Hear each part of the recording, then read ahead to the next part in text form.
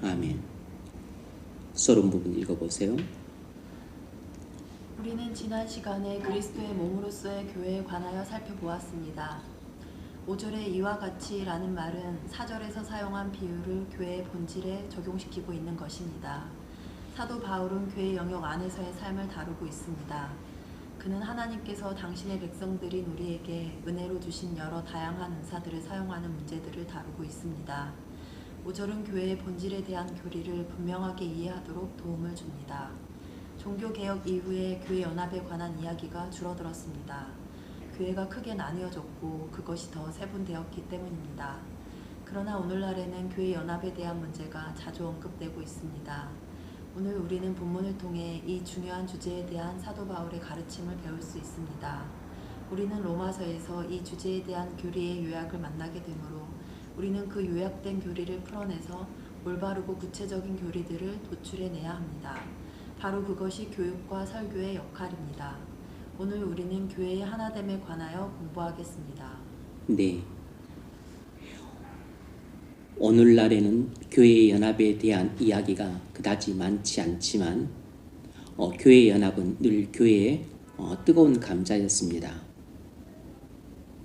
1950년대 에큐메니칼 운동이 불어닥쳤습니다. 교회의 일치 운동이라 말할 수 있습니다.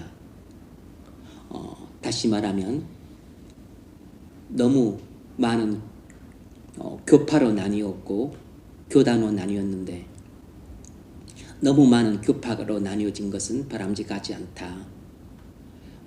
교회가 하나가 돼야 된다 하는 운동, 에큐메니칼 운동이 벌어졌습니다. 그래서 마구잡이로 교리를 무시하고 교리가 중요한 게 아니고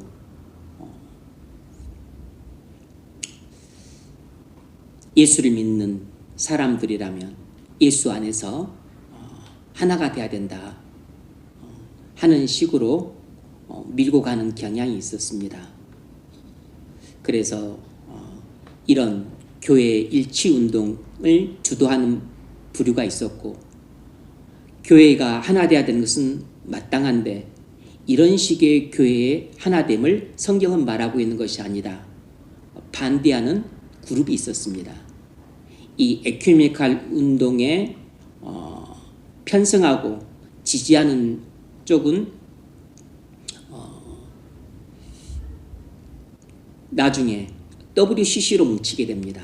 이들이 세계교회연합이죠. 이것이 우리나라에도 영향을 미쳤습니다. 그래서 우리나라에도 선교사님들이 대부분 우리나라에 들어왔던 선교사님들은 대부분 에큐메니칼 운동에 가담을 했어요. 왜냐하면 그들의 교단들이 다 가담을 했기 때문에. 그래서 우리는 교회에 일치됨, 하나됨으로 나가야 된다. 그래서 우리나라에 들어왔던 선교사님들을 중심으로 해서 에큐메니칼 운동에 가담하는 교단들이 대부분이었습니다.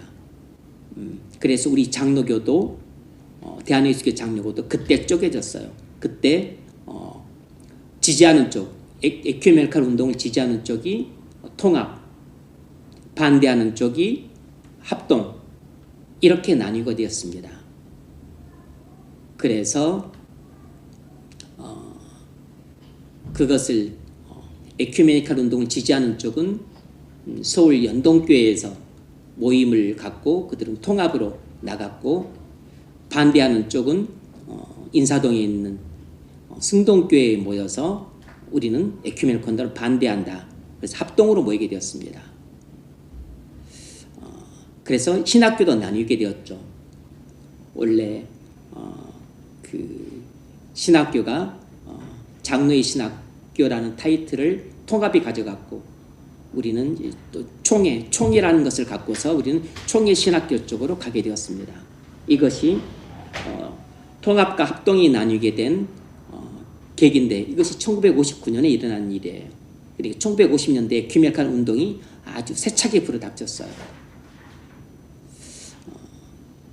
그런 것이 이미 이제 유럽에는 우리나라에도 1959년에 그 결과물이 나타났던 것처럼 이미 1950년대, 60년대 이 에큐메니컬 운동이 세차게 불어닥쳤죠. 이 로마서를 1960년대 지금 설교를 하고 있으니까 한창 에큐메니컬 운동이 불어제끼고 있는 때라고 볼 수 있을 것입니다. 왜 그러면 에큐메니컬 교회 일치 운동을, 교회는 연합돼야 되는데 왜 일치 운동을 반대하는가? 왜 또 그 교회 일치 운동 이런 식의 교회 연합을 잘못됐다고 말하는가? 이제 그런 문제를 오늘 우리가 좀 더 성경적으로 짚어보려고 합니다. 자, 첫 번째 문제 읽어보세요. 본문 4에서 5절을 읽으십시오. 성도들에게 주어지는 은사들에 대한 잘못된 관점으로 말미암아 교회가 분열되거나 손상될 수 있습니다. 그러므로 우리는 교회의 하나됨에 관한 교훈을 살펴봐야 합니다. 오늘 본문에서 사도 바울은 교회 연합에 대해 무엇을 가르치고 있습니까? 네. 성도들에게 주어진 은사들에 대한 잘못된 관점으로 말미암아 교회가 분열될 수 있습니다.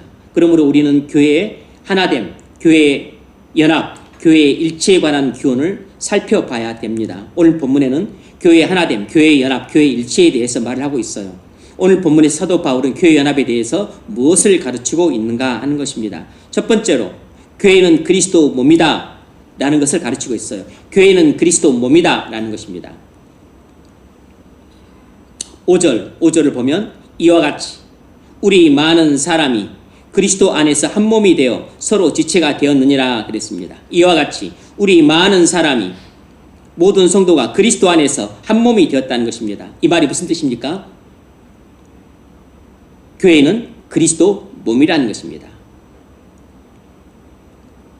모든 지체들이 모인 교회는 그리스도 몸이라는 것입니다. 우리 많은 사람이 그리스도 안에서 한 몸이 되었다는 것이에요. 교회는 인간적인 제도가 아니고 신적인 제도입니다. 인간이 만든 시스템이 아니고 하나님이 만드신 시스템이에요. 그래서 교회는 육적이고 물리적인 집단이 아니고 영적인 집단입니다. 그래서 교회를 육적이고 물리적인 집단과 동일시해서는 안 돼요. 왜냐하면 교회는 인간이 만든 집단이 아니고 하나님이 만드신 영적인 집단이기 때문입니다. 교회는 인간적인 제도가 아니고 신적인 제도예요. 초인간적인 제도입니다. 그래서 국가와 교회를 하나로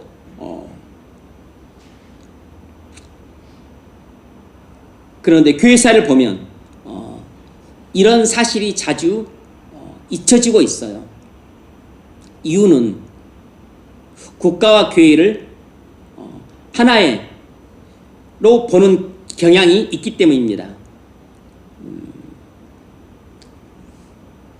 국가와 교회를 하나로 보는 경향이 초대교회 때부터 있어 왔어요. 로마 제국 때부터. 국가와 교회를 하나로 보는 것입니다.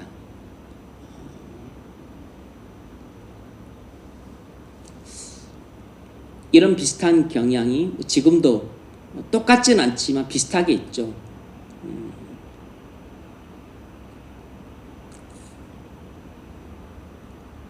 고린도전서 12장 12절을 보십시오. 읽으세요.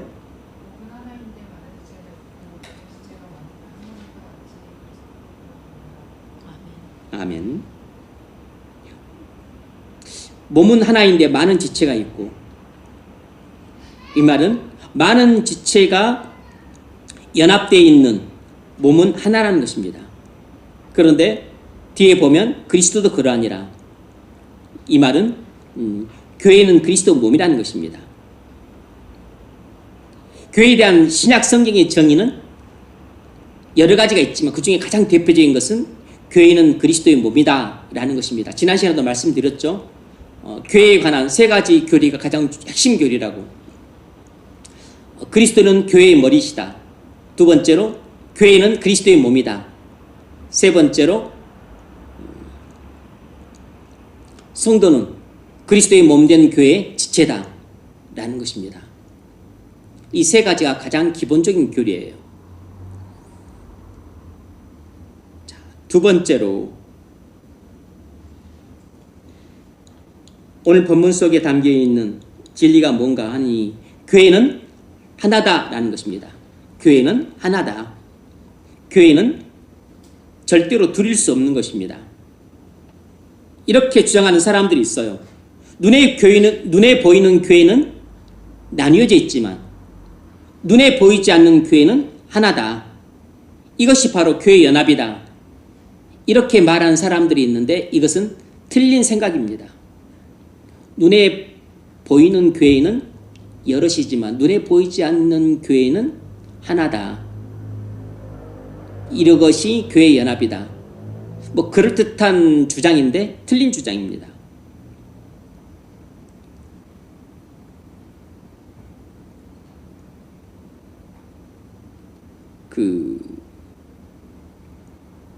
요한복음 17장 21절 읽어보세요. 아버지께서 내 안에 내가 아버지 안에 있는 것 같이 그들도 다 하나가 되어 네 안에 있게 하사 세상으로 아버지께서 나를 보내신 것을 믿게 하옵소서.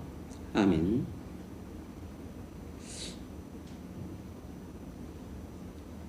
오늘 본문 5절에서 우리 많은 사람이 그리스도 안에서 한 몸이 되었다. 교회는 한 몸이다. 그러니까 교회는 하나라는 것입니다.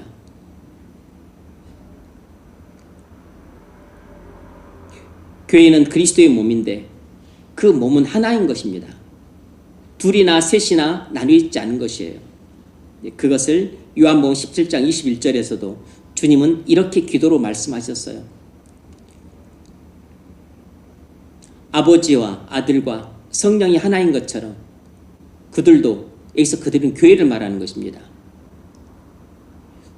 예수를 믿는 모든 사람들이 하나가 되게 하소서 이렇게 기도를 한 것이에요. 그러니까 교회는 사분오열 돼서는 안 되고 그리스도 안에 있는 모든 하나님 백성들은 한 몸, 하나라는 것입니다. 그들도 다 하나가 되어 우리 안에 있게 하옵소서 이렇게 기도한 것이에요. 그들도 다 내 안에서 그들도 다 그리스도 안에서 하나가 되게 하옵소서. 우리가 예수를 믿어 성령으로 그리스도께 접붙임 받게 되면 우리는 그리스도 안에서 하나가 되는 것입니다. 우리 의사와 관계없이 성령께서 우리를 그리스도께 접붙이심으로써 우리는 그리스도 몸된 교회의 지체로 접붙임 되기 때문에 우리는 무조건 예수를 믿을 때 그리스도께 접붙임 됨으로써 하나가 되는 것이에요. 그래서 성령이 하나 되게 하셨다 이렇게 말하는 것입니다. 우리는 예수를 믿어 성령으로 거듭나서 그리스도께 접붙임이 되면 우리는 그리스도 안에서 하나가 돼요.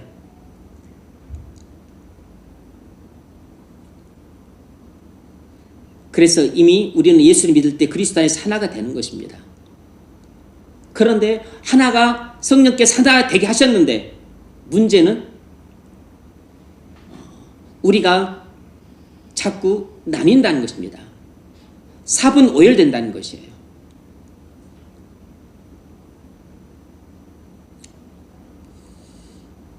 참된 교회는 하나입니다.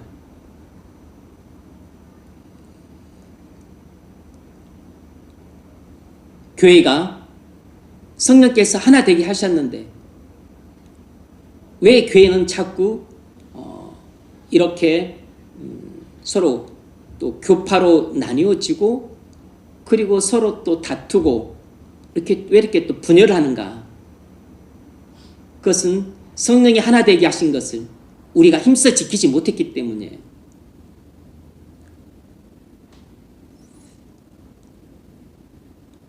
우리가 서로 미워하고 또 서로 배척하고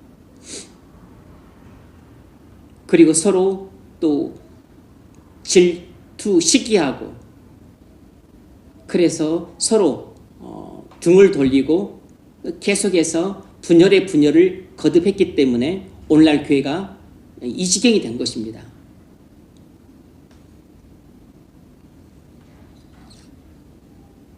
그래서 참된 교회는 연합을 하려고 노력을 해야 됩니다. 연합, 그러니까 하나 되게 하신 것을 힘써 지키려고 하지 않는 것은 죄예요. 성령이 하나 되게 하셨지만 이것이 나눠져 있는 상태를 그냥 당연하게 여기고 내버려 두고 방치하는 것은 그것은 죄고 잘못입니다. 그래서 교회를 성령께서 하나 되게 하신 것을 힘써 지키려고 하고 그리고 또 일치를 이루려고 하는 노력들은 바람직한 것입니다. 근데 문제는 이제 방식의 문제이죠. 방식의. 우리는 교회 연합을 이루려고 하는 노력을 해야 될 의무를 갖고 있어요. 왜냐하면 그 에베소서 4장 3절인가요? 그 이하에서 성령이 하나 되게 하신 것을 힘써 지키라 이렇게 말씀하고 있기 때문입니다. 교회 연합은 우리가 이루는 게 아니고 성령께서 이루시는 겁니다. 우리 힘과 노력과 애씀으로는 교회 연합을 이룰 수 없어요. 교회 하나됨은 성령께서 이미 이루신 것입니다. 그런데 이 교회가 자꾸 분열이 돼요. 그것은 우리가 해야 될 의무를 힘써 지키지 못했기 때문에 뭐냐면 성령이 하나 되게 하신 것을 힘써 지켜나가고 유지시켜 나가야 됐었는데 힘써 지키지 못하고 그것을 힘써 유지시키지 못한 것입니다. 그래서 교회가 분열된 것이에요. 그러니까 우리가 해야 될 것은 교회 연합을 이루는 게 아니고 교회를 하나 되게 하는 것이 아니고 성령께서 하나 되게 하신 교회를 우리는 힘써 지켜나가야 되는 노력을 해야 되는 것이에요. 만일 분열됐다 그러면 성령께서 하나 되게 하셨으니까 그것을 다시 우리가 힘써 지키려고 노력은 해야 됩니다. 애를 써야 돼요. 그냥 교회가 사분오열된 것을 수수방관하고 강건너 불구경하고 있는 것은 책임 방기죠. 그건 올바른 성도의 자세가 아니고 교회의 자세도 아닙니다.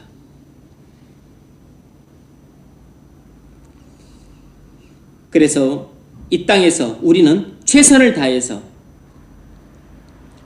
성령이 하나 되게 하신 교회를 힘써 지키기 위해 노력을 해야 됩니다. 세 번째로 우리는 오늘 본문을 통해 뭘 알 수 있는가? 교회의 연합은 영적인 연합이라는 것입니다. 교회의 연합은 영적인 연합이다. 요한복음 15장 5절 나는 포도나무요 너희는 가지니 나는 포도나무요 너희는 가지니 포도나무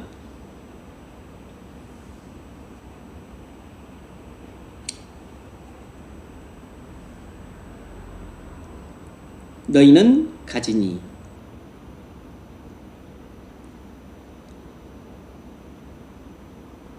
여기서 주님은 교회를 포도나무로 비유를 하고 있습니다. 그리고 각 성도인 우리는 포도나무에 붙은 가지로 비유를 하고 있어요.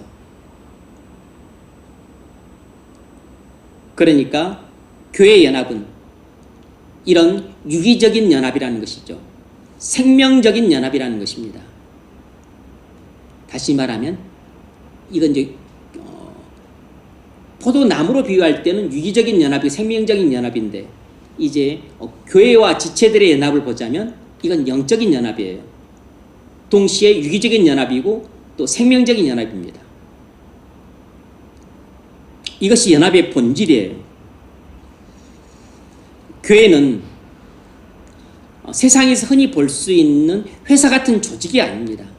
교회는 유기체예요. 유기체. 교회는 겉으로 볼 때는 회사나 법인이나 뭐 학교 이런 것 같은 조직과 비슷해 보이지만, 그는 회사나 학교, 법인 이런 것들은 육적이고 물리적인 조직입니다. 그냥 단순 결합된 조직들이에요. 정부도 그렇죠. 그런데 교회는 이렇게 육적이고 물리적이고 그리고 어떤 구조적인 로 결합된 조직이 아니에요. 교회는 전혀 다르게 영적이고 그리고 유기적이고 그리고 생명으로 연합된 집단입니다. 유기체라고, 영적이고 생명적이고 그리고 유기적으로 연합된 그런 집단이에요. 그런 점에서 교회는 세상의 일반 조직과 차별성을 갖습니다. 첫 번째 문제 읽어보십시오. 교회는 하나의 순전한 유기체로 시작했다가 점차 하나의 조직으로 변질되어 갔습니다. 왜 이러한 일이 일어났습니까? 네, 교회는 하나의 순전한 유기체로 시작했다가 점차 하나의 조직으로 변질되어 갔는데 왜 이런 일이 발생했는가?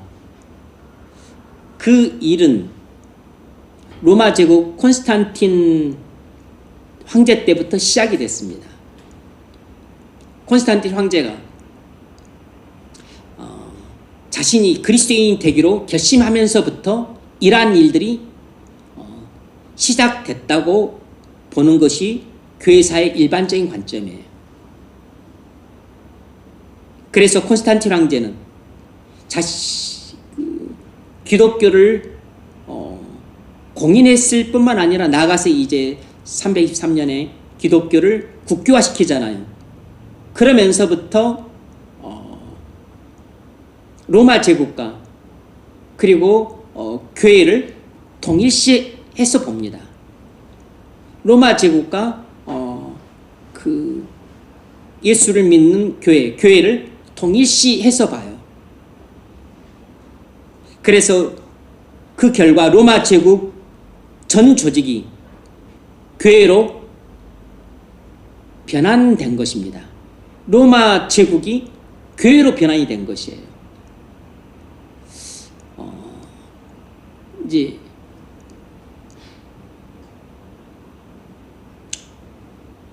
뭐 완전한 종교 일치는 아니지만 그냥 그 정치와 종교가 거의 일치된 체제처럼 돼버린 것이죠.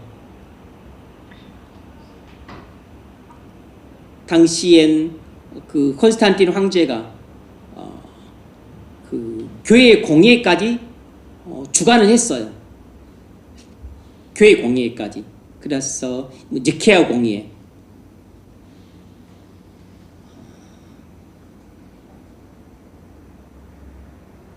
콘스탄틴 황제가 주재를 했죠. 그래서 황제가 교회 수장 역할까지 같이 한 것입니다. 거의 정교일치가 돼버린 것이죠.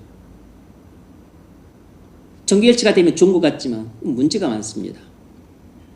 국가가 교회가 돼버린 것이에요. 일종의 국가교회가 된 것입니다. 그래서 국가와 교회가 하나가 되어버린 것이에요.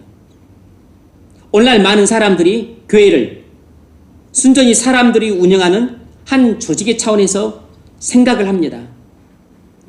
이것은 완전히 세상적인 관점으로 교회를 바라보고 있기 때문이에요. 그래서 이 콘스탄틴 황제가 327년인가 니케아 공예 이를 주관을 하죠. 황제가 교회 수장까지 겸해요. 그래서 국가와 교회가 뭐 하나가 된 것입니다. 국가와 교회가 하나가 된 것이에요. 그러면 자연스럽게 여러분 국가는 세상입니다. 세상의 조직이에요. 그 교회는 하늘에서 만든 신적인 집단이고, 국가는 인간이 조직한 집단이에요. 영적이고 물리적이고 외형적인 조직입니다. 근데 교회는 영적이고 생명적이고 유기체적인 조직이에요. 여기는 뭐 장관 서너 명 해임시키고 다른 세네 명 갖다 붙이면 돼요. 근데 교회는 그런 게 없어요. 교회는 지체 서너 명 떼버리고 다른 지체 서너 명 갖다 붙이고 그렇게 안 되는 것이에요. 그리고 완전히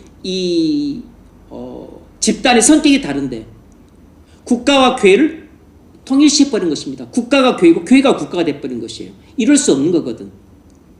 이게 되게 바람직해 보이지만 이것이 대단히 바람직하지 않게 된 것이죠. 그래서 결국은 국가가 무슨 거룩해진 것도 아니고 결국은 어떻게 됐냐면 교회가 세속화 돼버린 것입니다. 완전히 교회가 그때부터 세속화 돼버린 것이에요. 오늘날 이와 똑같지는 않지만 국가교회가 있습니다. 국가교회. 그런 시스템이 독일 비롯한 약간 부쿠라파 쪽이 그런 쪽이에요. 루터 교회가 대부분 국가교회의 시스템을 취합니다. 독일 교회가 그래요. 그래서 독일이 신정이치를 한다는 얘기가 아니고 교회를 그냥 국가가 그 일종의 지배를 하고 있는 격이에요. 그래서 교회 독일에서는 루터 교회 쪽의 목사님들은 전부 공무원입니다. 국가가 임명하고 국가가 월급을 줘요. 그러면 뭐 이제 사람마다 다르긴 하겠지만 뭐 생활이 안정돼 있고 배부르고 등 따시고 하는데 막 새벽을 깨우면서 열불나게 기도하거나 또 막 발바닥이 땀나게 하면서 전도하고 막 부흥 일으키기 위해서 그 학교할까요? 그러지 않겠죠. 그러지 않습니다. 그래서 그러니까 이제 독일에서 맨 먼저 자유주의 신학이 발달했던 것도 그런 그 연유와 밀접한 관련이 있는 것이죠. 독일에서 자유신학이 맨 먼저 발달했어요. 물론 또 철학이 발달의 영향도 있지만 슐라이마허에서 자유신학이 제일 먼저 태동을 했는데 그게 이제 독일이 철학이 발달한 경향도 있지만 교회 자체가 국가교회가 되어버렸기 때문에 교회가 세속화된 것입니다. 아이러니하죠. 종교개혁이 독일에서 일어났는데 독일이 종교개혁의 본산인데 가장 먼저 자유주의가 되고 세속화된 교회도 독일이에요. 참 아이러니하죠. 그리고 이제 그 루터란이 부코라파 쪽으로 올라갔기 때문에 뭐 이제 예를 들자면 스웨덴 같은 경우도 국가교회예요. 그래서 그냥 국가와 관장을 합니다. 그래서 스웨덴 교회는 특별히 뭐 11조 같은 거 안 합니다. 그들은 뭘 했냐면 교회세를 내요. 교회세. 그래서 교회세 그 세를 내야 돼. 그래서 일정 국가가 떼갑니다. 받아서 이제 국가가 관리하는 교회 목사님들에게 월급을 지급을 해요. 그러니까 스웨덴 교회 그런 교회를 다니는 사람들은 11조를 안 해요. 안 하려고 합니다. 왜냐하면 세금을 냈으니까. 또 교회를 운영한 비용도 뭐 이제 또 국가가 또 뭐 일종의 그 세금을 지원하겠죠. 그러면 이제 혹시 그런 교회를 우리 한인들이 다닌다. 그 한인들은 11조가 몸에 배어 있잖아요. 그들은 11조 하는 사람들이 없어. 그들은 세금을 내니까. 그렇지 우리는 또 그런 세금을 또 안 내는 것 같아. 또 낸다 할지라도 우리 한인들은 이제 습관이 배어 있으니까. 그래서 한인들이 11조를 되게 많이 내니까 한인들이 그 교회 가면 되게 좋아한다 그래요. 그리고 또 뭐 주일원금도 그들은 뭐 조금 뭐 몇 센트 또 뭐 몇 실링 뭐 그렇게 정도 내는데 이제 스웨덴에 있었던 목사님 말씀하면 한인 우리나라 사람들은 또 뭐죠? 그거 주일 헌금도 뭐 우리 보통 뭐 이렇게 뭐 10,000원 정도 내잖아요. 그럼 뭐 이제 유로화로 하자면 1유로가 뭐 한 1,500원 되면 우리가 뭐 그들은 한 1유로 뭐 그 정도 내는데 우리 헌금할 때 1,000원 안 내잖아요. 주일 헌금 10,000원 정도 하니까. 근데 우리 한인들은 뭐 10유로 뭐 아무리 적어도 뭐 5유로 하니까 그들이 보기에는 엄청 헌금을 많이 하는 것처럼 보인대요. 근데 그런 교회가 어떻습니까? 죽어 있거든요. 교회가 다 텅 비어 있다고. 안 옵니다, 하나.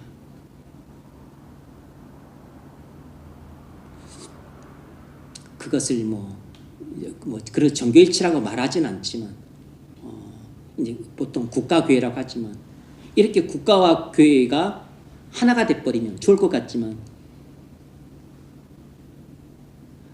하나가 될 수 없는 조직이 서로 하나가 되게 만드는 것 자체가 이게 이루어질 수 없는 사랑인 것이에요. 괴물이 탄생하는 것입니다. 괴물이. 국가가 그렇게 지는 게 아니고 교회가 세속화돼 버리는 것입니다. 믿는 사람과 안 믿는 사람이 이렇게 결혼을 하게 되면 안 믿는 사람이 거룩하게 되는 것이 아니고 믿는 사람이 타락을 해버리는 것입니다.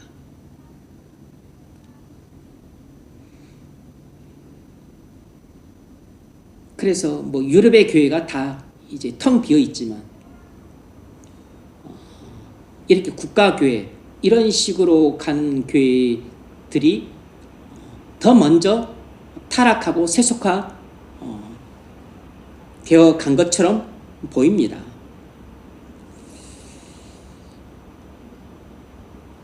뭐 영국 교회라든지 그런 교회도 뭐 많이 비어가지만 특히 뭐 독일 그리고 또 위쪽으로 뭐 노르웨이, 스웨덴, 핀란드 그리고 위에 또 덴마크 우리 개혁주의 본산이라고 했던 네덜란드 거기는 정말로 1970년대 80년대 가면 하더라도 대단했습니다. 대단. 주일 성수 하면은 정말 완전 철시하고 시장에서 완전히 그냥 상점들 다 문 닫고 그래서 관광지에서나 뭐 가게 문 조금 열면 그 눈에 띄고 80년대 가면 하더라도 네덜란드 정말 대단했습니다. 그런데 80년대 이후부터 신속하게 세속화되고 타락하면서부터 완전히 바뀌었어요. 그 전에 네덜란드 정말 대단했었습니다. 아니 뭐 목사가 총리가 되기도 하고 또 화란 자유대학도 그렇고 거기가 칼빈주의 본산이었어요. 칼빈주의 본산. 대륙의 그 개혁주의 본산이었어요. 개혁주의. 물론 지금도 그 영향이 큽니다. 그래서 이 화란 개혁주의가 미국으로 건너가서 그쪽에도 또 화란 개혁주의 교단 큰 교단을 마련했어요. CRC라고. 근데 지금 화란도 엄청 타락했습니다. 그래도 루터란 교회 쪽보다는 훨씬 낫죠. 루터교회, 이 국가교회는 훨씬 빠르게 세수가 되었어요.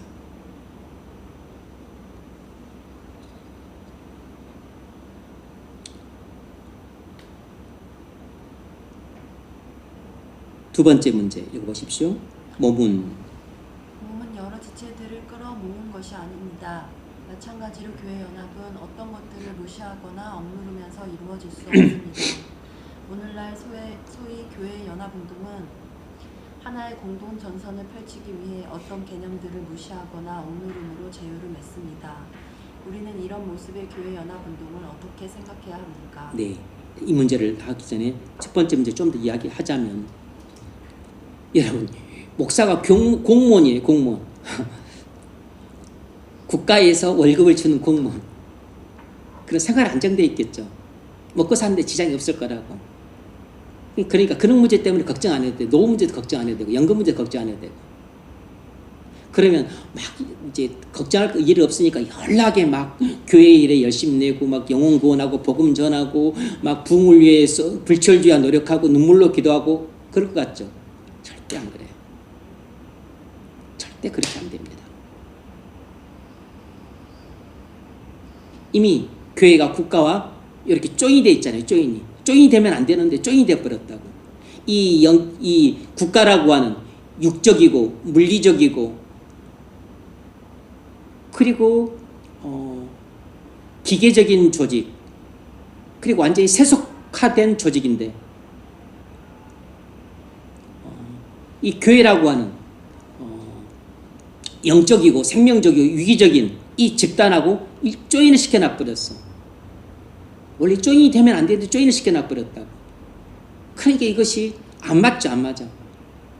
앞서 말씀드렸던 교회가 세상 국가를 거룩하게 만드는 게 아니고 국가가 교회를 세속화시켜버리는 것입니다. 목사가 공무원이야. 그럼 공무원들 마인드를 가져야죠. 공무원 마인드를. 공무원 마인드가 뭡니까? 찰밥통이잖아요. 그냥 주어진 일 하고 그리고 땡치면 출근하고 땡치면 퇴근하면 되잖아요. 목사가 공무원처럼 돼버리는 것입니다. 성령의 불을 받아서 막 불같이 복음을 전하고 그리고 눈물로 기도하고 회개하고 그런 것이 사라져버려요.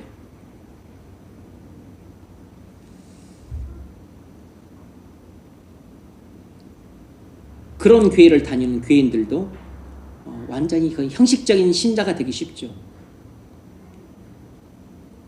형식적인 신자.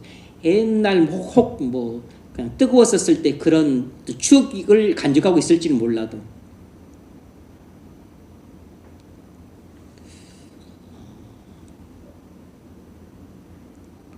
교회와 목사 이건 완전히 하나님 손에 맡게 됩니다.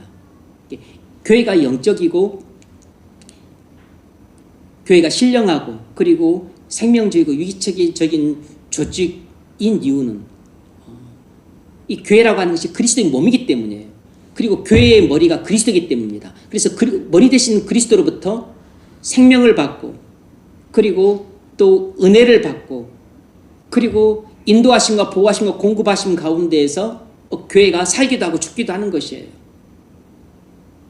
그래서 교회가 살고 죽고는 머리 대신 그리스도께 달려 있어서 오직 믿음으로만 목사가 사역을 해야죠. 오직 믿음으로만 교회가 그 본연의 사명을 감당을 해야 됩니다. 그래서 흥하든지 망하든지 살든지 죽든지 어쨌든 그 흥망과 또 생사를 완전히 머리 대신 그리스도께 의탁하고 가야 되는 것이 교회라고 하는 신령한 이 집단이 해야 될 일이에요. 그런데 그것을 국가와 연결시켜가지고 국가가 교회의 흥망성쇠를 좌우하게 되었어요. 국가가 세금과 보조금을 주면 교회가 명맥을 유지하고 국가가 세금과 보조금을 안 주며 이제 아이고 교회 얼마 안 보이니까 그냥 이 가락동이랑 송파동 교회 묶어서 하나로 만듭시다. 교인도 얼마 안 되는데 그러면 또 하나가 되는 거. 아이고 송파구에 이렇게 돈마다 교회가 있을 필요가 없겠어요. 그냥 교인이 몇 명 안 나오니까 송파구에 교회 하나만 둡시다. 그러면 10개 교회를 하나 묶어서 하나로 만들면 교회의 흥망을 국가가 좌우해. 교회의 사활을 국가가 돈으로 좌우하는 것입니다. 그러니까 교회가 국가와 조인이 되면 교회의 흥망과 사활을 국가가 결정하게끔 되어 있는 것이에요. 누가 결정하죠? 쉽게 말하면 총리가 결정하는 것입니다. 대통령이 결정을 하게 돼요. 이거 완전히 웃긴 일이잖아요. 웃긴 일. 그러니까 교회는 절대로 국가와 조인이 되면 안 돼요.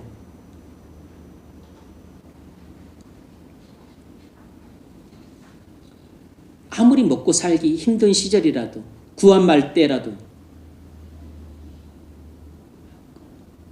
우리나라 교회는 국가로부터 도움 안 받았습니다. 아무리 백정들이 모이고 창녀들이 모이고 그리고 가난한 농부들이 모였다 할지라도 다 지주고 볶아도 그냥 그것으로 교회를 운영을 했어요.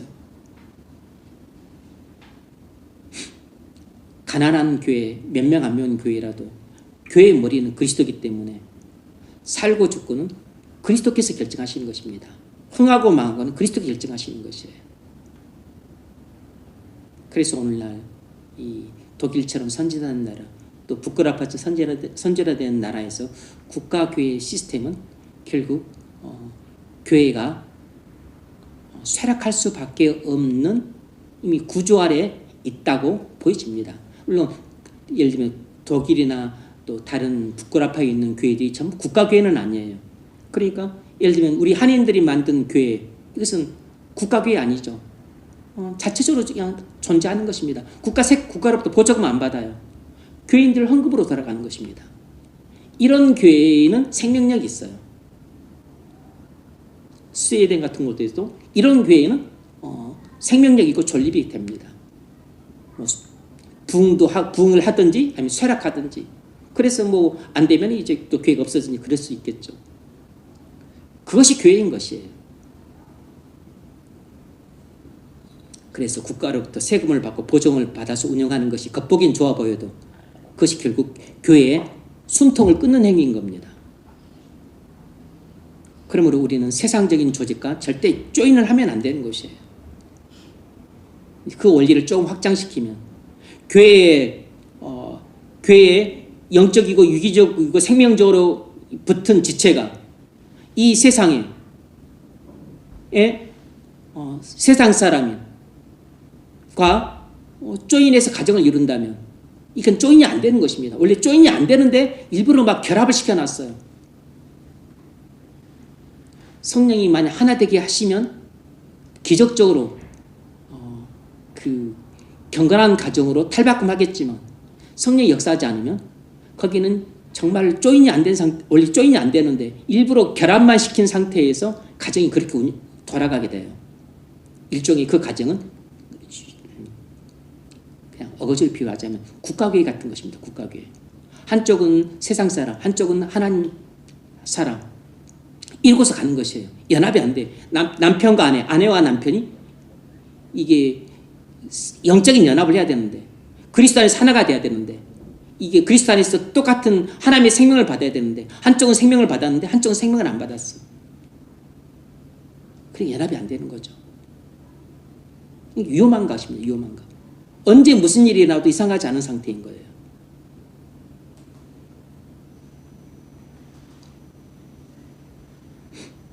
두 번째 문제 우리가 읽었었죠. 몸은 여러 지체들을 끌어모은 것이 아니다. 교회의 연합은 어떤 것을 무시하거나 억누르면서 이루어질 수 없다. 오늘날 소위 교회의 연합운동은 하나의 공동정서를 펼치기 위해 어떤 개념들을 무시하거나 억누름으로 제휴를 맺는다. 우리는 이런 모습의 교회 연합운동을 어떻게 생각해야 되는가? 교회의 연합이 영적인 연합임을 부정하는 것입니다. 교회의 연합이 영적인 연합임을 부정하는 것이에요. 그러니까 에큐메니칼 운동 같은 식으로 그렇게 교회의 연합운동을 펼치는 것은 영적인 연합을 거부하고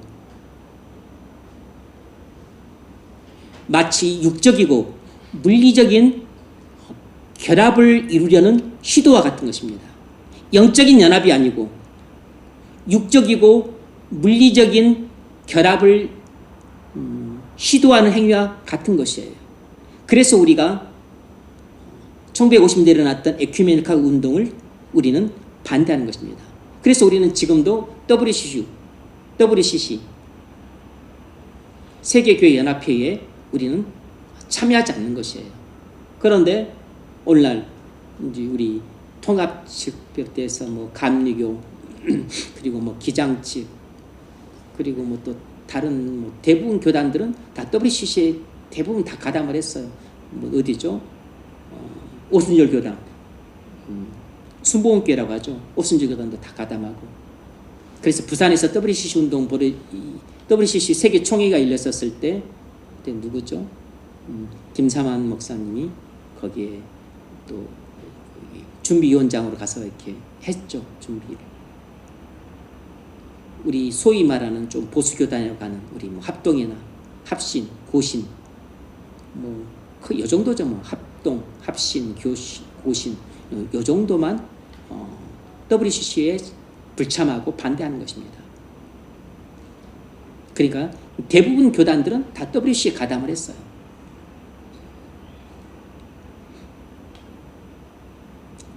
이 WCC가 추구하는 그 교회 연합이 이런 식입니다.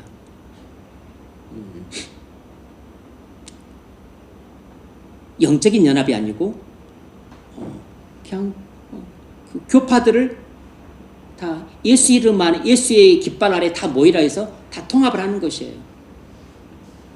이런 식의 그 연합은 영적인 연합이 아니고 육적이고 물리적인 결합이라고 봐야 되는 거죠.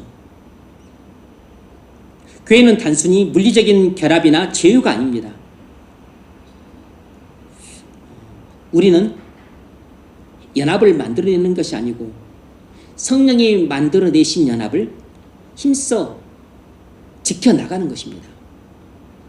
에베소서 4장 3절 평안의 면은 줄로 성령이 하나 되게 하신 것을 힘써 지키라. 성령이 우리를 그리스도께 접붙이심으로써 모든 성도들을 그리스도 안에서 한 교회가 되게 하신 것입니다. 그리고 그리스도 안에서 한 교회의 지체가 된 우리는 성령이 하나 되게 만드신 교회를 힘써 지켜나가야 될 의무를 갖고 있는 것이에요.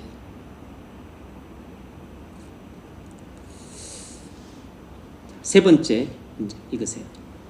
교회의 연합은 성령의 창조적 사역의 결과입니다. 교회가 이러한 방식을 통해서 존재하게 되었습니다. 우리가 그리스도의 몸의 지체들이 되는 것이 바로 이 방식을 통해서입니다. 왜 그렇습니까? 네. 교회 연합은 성령의 창조적 사역의 결과인데 교회는 성령의 사역 결과로 존재하게 되었다. 우리가 그리스도의 몸의 지체가 된 것도 성령의 사역을 통해서인데 왜 그런가? 성령께서 우리를 거듭나게 하셨기 때문입니다.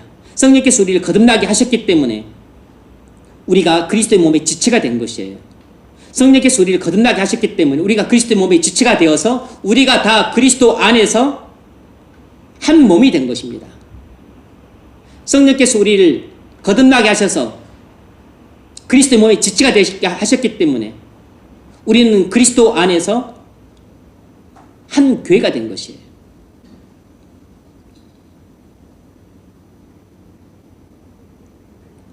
사람이 물과 성령으로 나지 아니하면 하나님 나라에 들어갈 수 없느니라.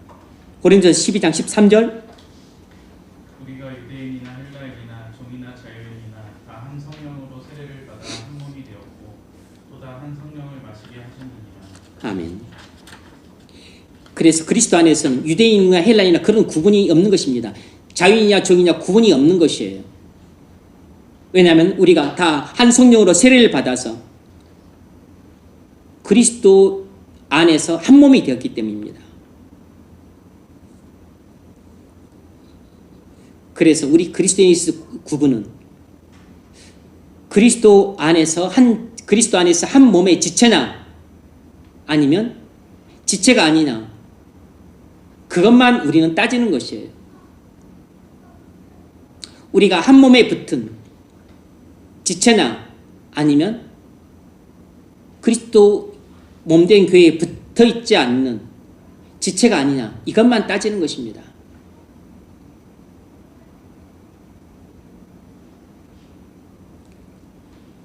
그래서 그리스도의 몸된 교회의 지체나 지체가 아니냐 이 구분이 가장 중요한 것이에요. 우리가 따져야 될 구분은 이거 하나밖에 없습니다. 그런데 이 구분을 안 따지고 우리는 많은 경우 배우자를 선택할 때 또 사윗감과 며느리를 볼 때 다른 것들을 따져요. 학교를 따지고 직장을 따지고 외모를 따지고 또 부모님 뭐 또 가문을 따집니다.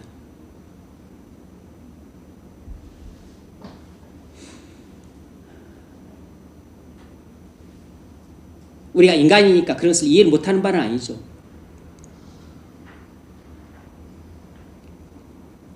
그런데 이런 것들은 어떤 그 영적인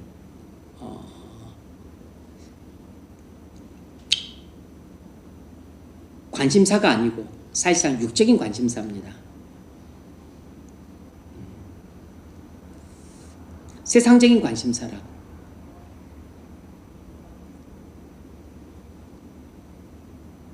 우리가 부부와 결혼해서 가정을 이루고 그리고 가정 안에서 또 교회 연합을 이루려면 배우자하고 내가 하나가 돼야죠. 남편과 아내가 한 몸을 이루잖아요.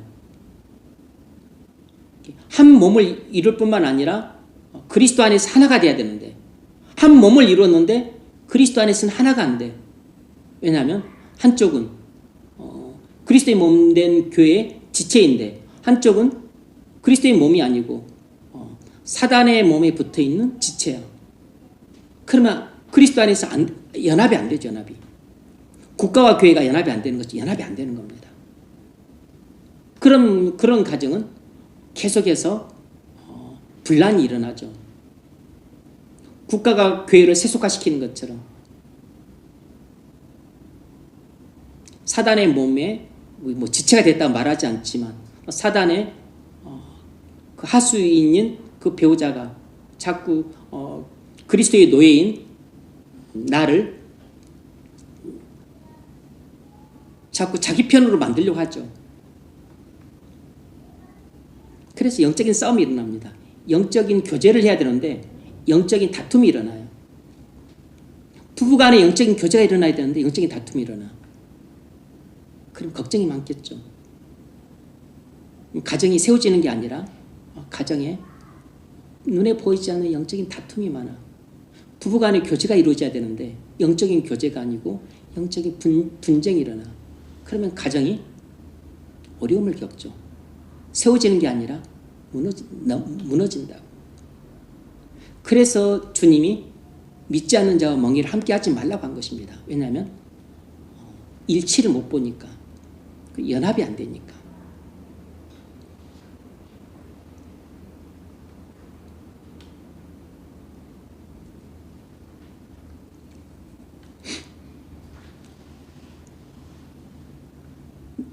나와 배우자가 남편과 아내가 아내와 남편이 하나가 되려면 내게도 성령이 있어야 되고 그에게도 성령이 있어야 돼요. 내가 성령의 역사로 그리스도에게 접붙임을 받아야 되고 이 사람도 그리스도께 접붙임을 받아야 합니다.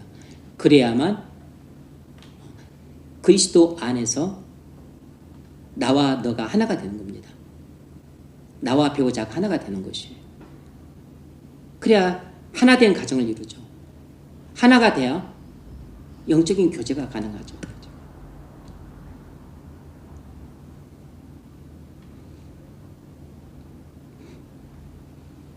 베드로후서 1장 4절. 이로써 그 보배롭고 지극히 큰 약속을 우리에게 주사 이 약속으로 말미암아 너희가 정욕 때문에 세상에서 썩어질 것을 피하여 신성한 성품에 참여하는 자가 되게 하려 하십니다. 아멘. 너희가 정욕 때문에 우리는 정욕 때문에 세상에서 썩어집니다. 우리는 정욕 때문에 세상에서 멸망해요. 그것을 피해서 신성한 성품에 참여한 자가 되게 하려 하셨느니라. 우리가 예수를 믿으면 성령께서 우리를 그리스도께 접붙이세요. 그래서 하나님의 성품을 받게 합니다. 그래서 우리가 성령의 역사로 그리스도께 접붙임을 받게 되면 머리 대신 그리스도께로부터 하나님의 생명을 받고 하나님의 성품을 받고 그리고 영적인 활력과 생기를 얻게 됩니다. 우리가 그리스도께 접붙임을 받는 순간부터 이제 우리는 모든 것을 그리스도로부터 받게 돼요. 머리 대신 그리스도께로부터 생명을 받았지만 계속해서 생명을 유지할 수 있는 생명력도 계속해서 받고 활력과 생기도 계속해서 받습니다. 그래서 우리의 살고 죽는 것은 머리 대신 그리스도께서 결정하시는 것이에요. 근데 우리가 세상 사람으로 남아있으면 우리의 살고 죽는 것은 사단이 결정을 해요. 1차적으로 그렇습니다. 사단이 힘을 줘야지만 사는 것이죠.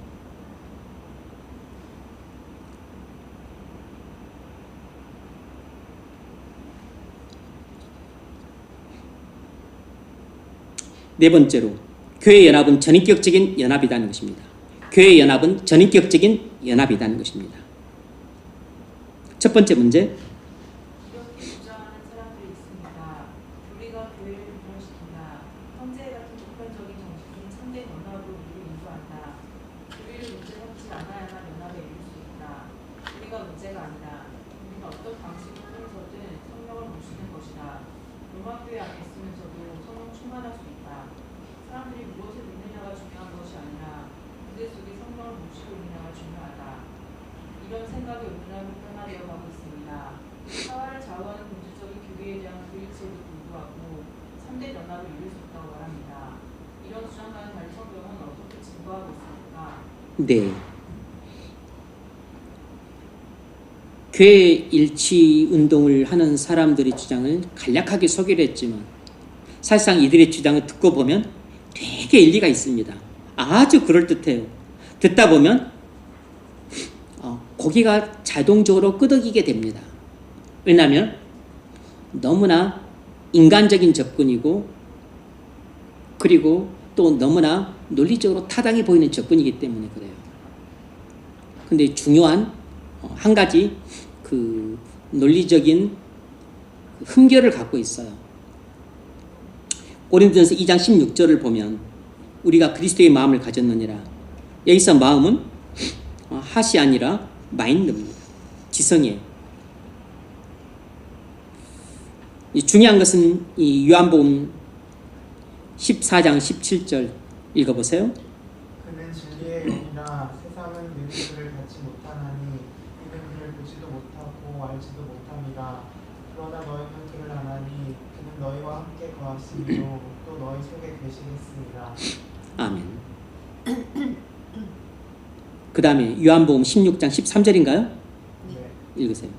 진리의 성령이 오시면 그가 너희를 모든 진리 가운데로 인도하시리니. 아멘. 교회 일치운동을 주장하는 사람들은 교리를 주장하면 연합이 안 된다. 그러니까 교리보다 중요한 것은 성령이다. 성령을 받은 사람이라면 우리는 다 그리스도 안에서 하나가 될 수 있다. 이게 그럴싸해요. 타당해 보입니다. 그래 일단 문자적으로 틀린 말이 아닌 것처럼 보여요. 교리보다 더 중요한 것은 형제이다. 성령을 받은 모든 사람들은 다 우리 형제다. 그럼 우리 형제를 사랑하는 마음으로 교회가 하나 돼야 된다. 왜 자꾸 교리를 따지냐. 교리는 서로 믿는 바가 다르기 때문에 하나 될 수 없다. 너무 이게 맞는 말처럼 보입니다. 그런데 실은 그게 어불성설이에요. 언어 도단인 것입니다. 왜냐하면 성령이 누구냐면 바로 진리의 영이기 때문이에요. 그러니까 성령과 진리는 구분이 안 되는 것입니다. 성령과 진리는 구분은 되지만 분리가 안 되는 것이에요. 분리가. 성령이 곧 진리인 것입니다. 성령이 곧 진리의 영이라고. 그러니까 진리와 성령이 다른 것이 아니에요. 진리가 있는 곳에 성령이 있는 것입니다. 진리를 믿을 때 성령으로 거듭나는 것이에요. 그러니까 교리를 따지지 말고 성령을 받았으면 그걸 형제로 받아야 된다. 이게 언뜻 보면 맞는 말처럼 들리는데 아니라고.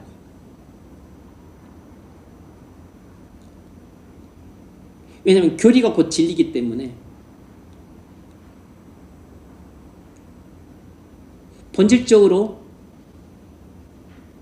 본질적인 교리를 어떤 쪽은 믿고 본질적인 교리를 어떤 쪽은 믿는다면 거기는 성령이 역사를 해서 거듭나지만 본질적인 교리를 믿지 않는다면 거기는 성령이 역사하지 않습니다.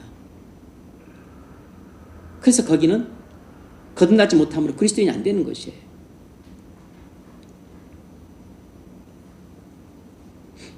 그래서 사월을 좌우하는 본질적인 교리에 대한 불일침에도 불구하고 참된 연합을 이룰 수 있다고 하는 그런 주장은 틀린 것이에요.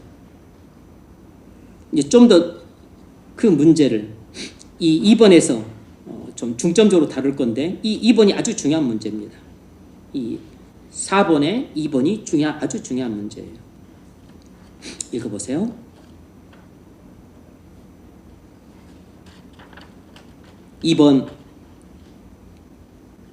이 위대한 로마서 속에서 사도 바울은 교회 연합을 어떻게 가르치고 있습니까? 네, 이 로마서에서 사도 바울은 교회 연합을 어떻게 가르치고 있는가?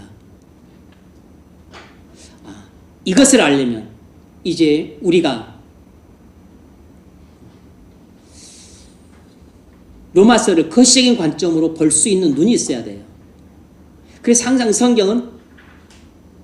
우리가 성경을 일반적으로 볼 때 항상 미시적인 관점으로 봅니다. 왜냐하면 우리가 다루는 본문 5절, 10절 이렇게 미시적인 관점으로 봐요. 또 때로는 한 절 한 절 보니까 미시적인 관점으로 보는데 익숙해져 있습니다. 거시적인 관점으로 보는데 익숙하지 않아요. 거시적인 관점으로 보려면 항상 공부가 필요합니다. 그래서 성경 공부가 필요하고 교회에서 배우는 게 필요해요. 사도들의 가르침을 받아야 됩니다. 목사의 가르침을 받아야 돼요. 교회에서 교육을 받아야 됩니다. 교회에서 이렇게 성경 공부를 좀 해야 돼요. 그러지 않고 우리가 성경을 보게 되면 우리는 미시적인 관점에 익숙하기 때문에 항상 한 절 한 절 또는 5절, 10절 이 정도밖에 못 봐요. 로마서 전체를 거시적인 관점으로 봐야만 이 문제를 해결할 수 있습니다. 그럼 사도 바울은 교회 연합에서 어떻게 가르치는가? 아무리 12장만 봐가지고는 해답이 안 나와요. 그 로마서 전체를 봐야 됩니다. 어떻게 바울은 이 로마서 교회 연합에 대해 가르치냐면 잘 들으세요. 먼저 교리를 가르친 후 그 다음에 교회 연합의 문제를 다루고 있다는 것입니다. 먼저 교리를 다룬 후 그 다음에 교회 연합에 대해 이야기하고 있다는 것이에요. 이것이 이 질문에 대한 대답입니다. 이 사실이 우리에게 교회 연합의 문제를 어떤 방식으로 접근해야 되는가를 가르쳐주고 있어요. 교회 연합의 문제를 어떤 방식으로 접근해야 되는지 결정적인 해안을 여기서 얻을 수 있습니다. 사도 바울은 로마서 12장에서 교회 연합의 문제를 다루고 있어요. 지금 교회 연합의 문제를 다루고 있잖아요. 4절 5절에서 우리가 한 몸에 많은 지체를 가졌으나 모든 지체가 같은 직분을 가진 것이 아니니 이와 같이 우리 많은 사람이 그리스도 안에서 한 몸이 되어 서로 지체가 되었느니라. 교회 연합의 문제를 다루고 있어요. 그러나 사도 바울이 먼저 그에 앞서 1장부터 11장에서 다룬 것은 교리입니다. 교리. 이 신칭이 교리를 다루었어요. 그리스도인과 교회에 있어서 사활을 좌우하는 본질적인 교리를 먼저 다루었습니다. 그리고 나서 이 12장에 와서 교회 연합의 문제를 다루고 있습니다. 이런 사실을 통해 우리가 뭘 알 수 있습니까? 교회 연합은 본질적인 진리를 믿는데 일치해야만 비로소 이루어질 수 있다는 사실입니다. 교회 연합은 본질적인 진리를 믿는데 일치해야만 비로소 이루어질 수 있다는 사실을 알 수 있는 것이죠. 우리가 본질적인 진리를 믿는데 일치하지 않으면 교회 연합은 결코 이루어질 수 없는 것입니다.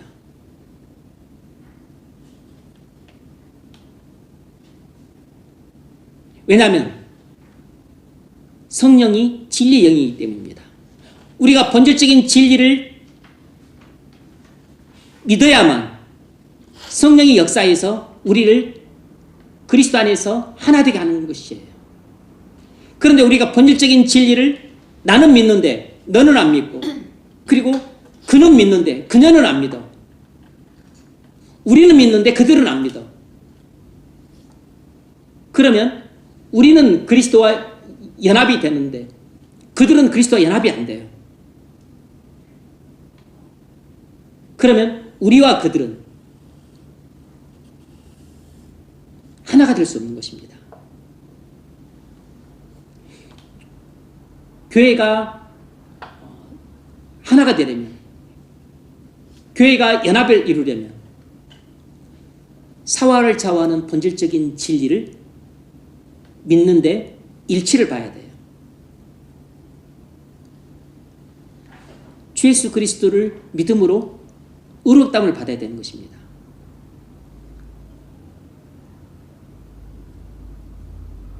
그때 성령의 역사에서 우리를 거듭나게 해서 그리스도께 접붙입니다. 그러면 우리는 그리스도 안에서 하나가 돼요. 교회의 연합을 이루는 것입니다. 그러니까 교회의 연합은 항상 사화를 좌우하는 본질적인 진리를 믿는 것으로부터 나오는 것이에요. 그래서 사도 바울은 12장에서 교회 연합의 문제를 다루기 전에 먼저 1장에서부터 11장까지 해서 진리 문제를 다루고 있는 것입니다. 교리를 다루고 있다고. 따라서 교리가 교회의 연합을 방해한다라고 하는 주장은 사도 바울의 가르침을 부인하는 주장이에요. 로마서의 전체의 교훈을 부인하는 주장입니다. 그러니까 에큐메니칼 운동에서 말하는 주장은 틀린 주장인 것이에요.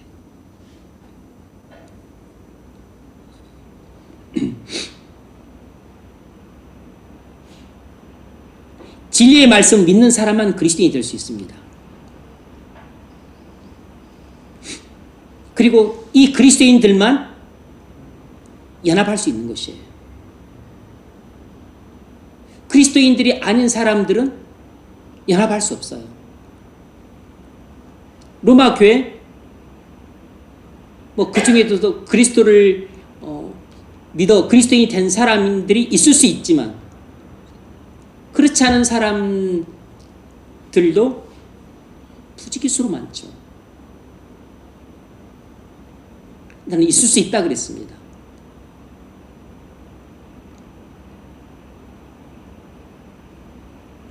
거기 종교다운 짓까지 허용을 하고 있으니까 이미 기독교가 아닌 거죠. 그런데 그들과 어떻게 하나가 됩니까? 그리고 사화를 좌우하는 본질적인 진리부터 그들과 달라요.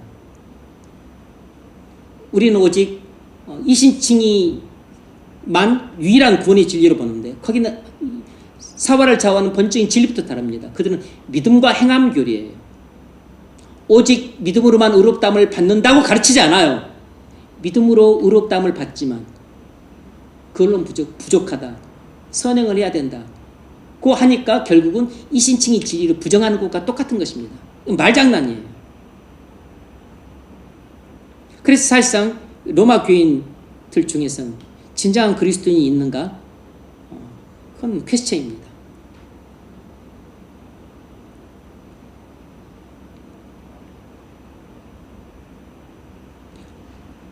예정교리를 믿냐 안 믿냐 저는 그걸 말하는 게 아닙니다.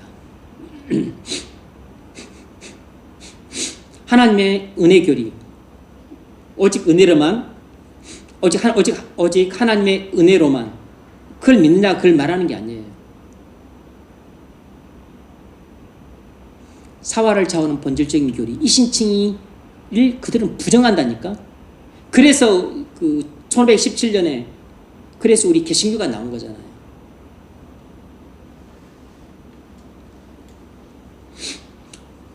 그들은 16세기 로마 교회의 모습과 그리고 그로부터 500년이 지난 지금 모습은 본질적으로 변한 게 하나도 없습니다.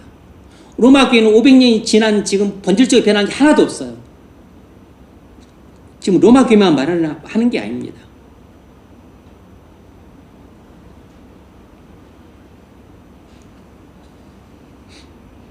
사도 바울은 우리에게 먼저 교리를 가르친 후에 그 다음에 교회 연합의 문제를 다뤘다는 사실을 통해서 우리가 알 수 있는 것은 교회 연합은 사활을 좌우하는 본질적인 교리를 믿음의 일치를 봐야만 교회 연합을 이룰 수 있다는 것을 우리에게 보여주고 있는 것입니다. 이런 중요한 진리는 이렇게 성경 전체를 거시인 관점에서 볼 때만 깨달을 수 있는 진리예요. 그래서 우리 스스로 혼자서 성경을 볼 때는 깨우치기 어려운 진리입니다. 그래서 초대교회 성도들이 사도의 가르침을 받아서 모든 신앙 행위를 했던 것처럼 여러분도 교회에서 목사와 교사를 통해서 가르침을 받아서 모든 신앙생활이 시작이 돼야 돼요.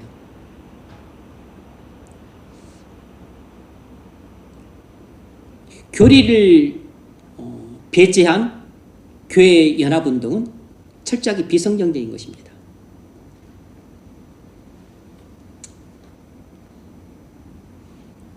그러므로 이 사실이 시사하는 바는 교리는 연합에 있어서 사활을 좌우하는 중요한 요소라는 것이에요. 교리는 연합에 있어서 교회 연합에 있어서 사활을 좌우하는 중요한 요소라는 것입니다. 사도행전 2장 42절 그들이 사도의 가르침을 받아 서로 교제하고 떡을 떼며 오로지 기도하기를 힘쓰니라. 아멘.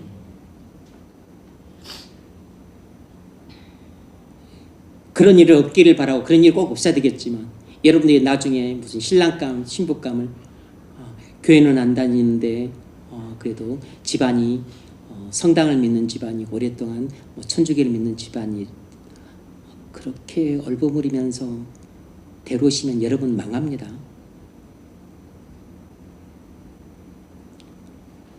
예전에도 제가 옛날 그런 이야기를 한두 번 했었었는데 로마 교회를 믿는 사람은 쉽게 말하면 이단을 믿는 사람과 반거래요. 그러니까 좀 점잖은 이단, 점잖은 기독교 이단이라고 보시면 됩니다. 젠틀한 기독교 이단.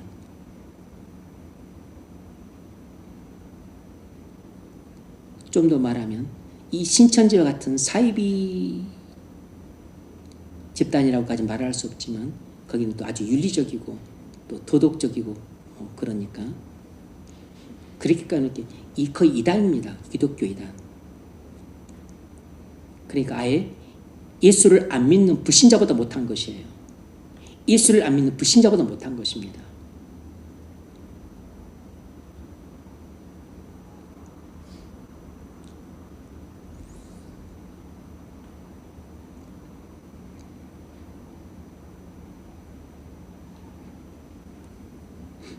그 이야기를 얼마 전에 영규 형제를 만났을 때 영규 형제가 그 이야기를 하다고 나는 예전에 그 가르침을 그렇게 가르쳤다는 것을 내가 기억은 하죠. 오랫동안 나는 잊고 있었는데 영규 형제가 그 이야기를 하더라고.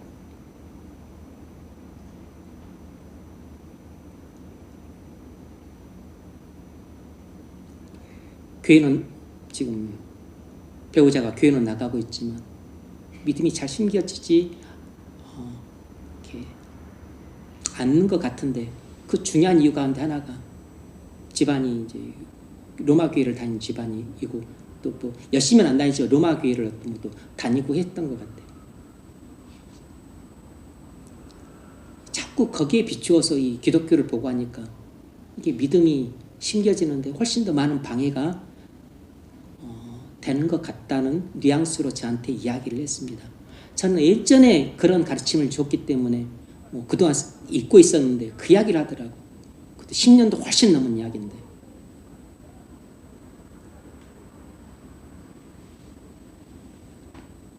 여러분, 천주교 로마 교회, 저는 뭐 도덕적으로는 저는 좋게 봅니다. 저는 정의사연 구제단이라든지 또 예전에 김수환 추경이라든지 그쪽에서 보여주는 것들은 우리 개신교에서 보여주는 것보다 훨씬 더 젠틀하고 도덕적이에요. 훨씬 더 윤리적이고. 우리 개신교는 더 되게 비겁하게 행동을 했습니다. 지금도 그렇고. 그런데 로마 교회의 본질은 우리 개신교 입장에서 볼 때는 거의 기독교 이단입니다. 그러면 나중에 뭐 배우자가 교회는 안 다니지만 성당을 다닌다 그런 말 하시면 안 돼요. 그 이야기는 제가 지금 기독교 이단을 데리고 왔습니다. 그 말과 똑같은 것입니다. 여러분 똑바로 잘 들으셔야 됩니다. 졸다가 나중에 그 기독교 이단 그런 사람 데리고 와가지고 막 이러쿵저러쿵 그렇게 이야기하시면 안 됩니다, 여러분. 여러분이 뭐 결혼한다고 하면 절대 말릴 사람 없지만 여러분이 섭을 주고 불구덩이 뛰어드는 것 같은 것이에요. 섭도 불타지만 섭을 안고 있는 여러분도 불타게 됩니다. 5번째 문제 읽으십시오. 그래서 사도행 2장 42절 그들이 사도의 가르침을 받아, 이게 중요하죠. 모든 시작은 여기서부터 시작이 되는 것입니다. 서로 교제하고 그들이 사도의 가르침을 받아 서로 떡을 떼고 성찬식을 한 거죠. 그들이 사도의 가르침을 받아 기도한 것입니다. 사도의 가르침을 받아가 모든 그들의 신앙생활 하나하나에 전부 직접적 영향을 미치고 있는 것이에요. 이 말은 우리가 믿는 교리가 우리의 모든 신앙생활 행위 하나하나에 전부 영향을 미치게 되어 있는 것입니다. 우리가 배우고 믿고 가르침을 받은 모든 교리가 우리의 기도 생활에 영향을 미치고 우리의 성찬식에 영향을 미치고 우리가 성도로서 교제하는 데 영향을 미치고 내가 배우자를 선택하고 결혼하는 데 영향을 미치고 내가 가정을 이루고 자식들을 양육하는 데 영향을 미치고 내가 직장생활을 하는 데 영향을 미치고 내가 돈을 어떻게 쓰고 관리하고 집행하는가 재물을 사용하는 데 영향을 미치고 내가 교회에 어떻게 봉사를 하는가 나의 모든 신앙생활 하나에서부터 100까지 전부 영향을 미치는 것은 바로 사도의 가르침을 받습니다. 사도와 선자들의 가르침을 어떻게 받았느냐에 따라서 내 신앙생활의 모든 하나에서부터 100까지 전부 결정이 되는 것이에요.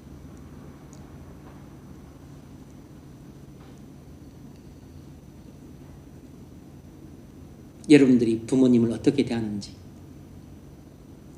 여러분이 목사를 어떻게 대하는지, 그건 전부 여러분이 믿는 바에 따라 생겨지는 것입니다. 여러분이 교회를 어떻게 대하는지, 그건 전부 여러분이 믿는 대로 행하는 것이에요. 아무리 뭐 어찌저찌 해도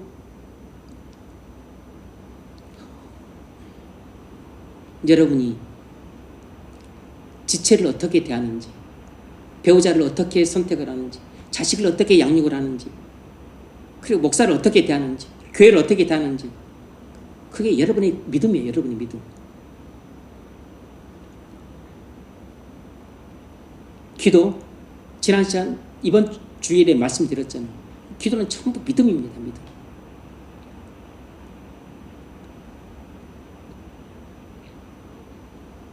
성도들이 교제부터 시작하지 않고 교리로부터 시작을 했습니다. 교리를 배우고 믿고 나서 그 교리를 믿음으로부터 교제를 한 것이에요. 그러므로 교리를 떠나서 교제도 없습니다. 성도는 교리를 떠나서 교제하지 않는 것이에요. 교리를 떠난 참된 교제는 없습니다. 모든 참된 교제는 교리를 따라서 이루어지는 교제예요.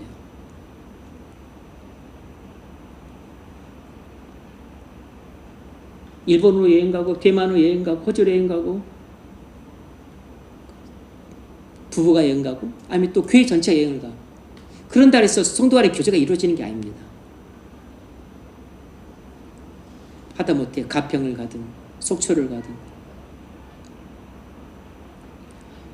교리를 믿음으로부터 성도 간의 교제가 이루어져야 됩니다. 모든 참된 교제는 교리에서 시작을 하는 것이에요.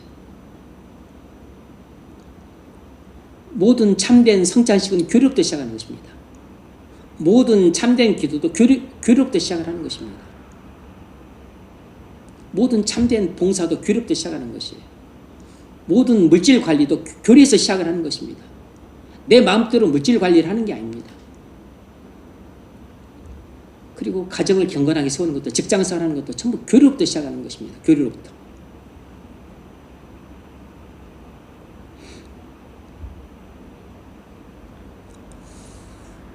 그래서 교리가 없으면 연합도 없는 것입니다. 참된 연합은 교리에서 나오는 것이에요.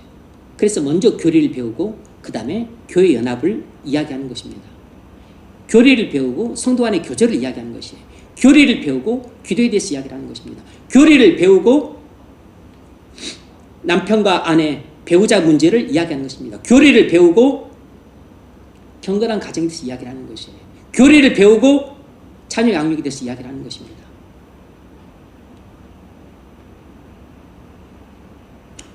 이런 문제는 실천적인 문제들이잖아요.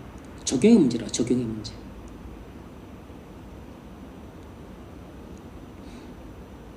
다섯 번째, 우리가 성령이 하나 되게 하신 것을 지키려면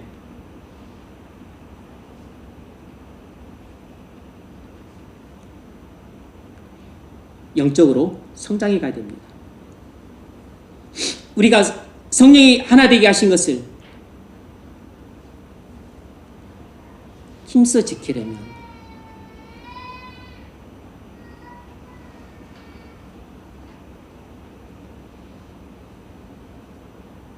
영적으로 성장해 가야 돼요. 빌립보서 1장 9절. 내가 기도하노라 너희 사랑을 지식과 모든 총명으로 점점 더 풍성하게 하사. 네. 우리 사랑을, 교회 연합을 지켜가려면 어떻게 해야 되죠?